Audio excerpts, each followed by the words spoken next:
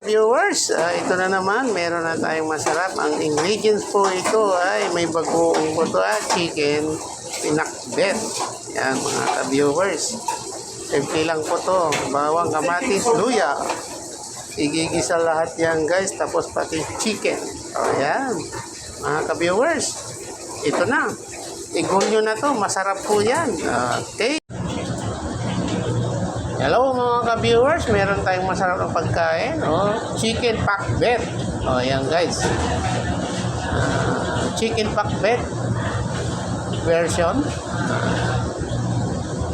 Yung chicken pakbet guys na version.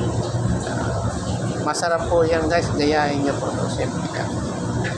Dati gulay pakbet lang ito, chicken pakbet.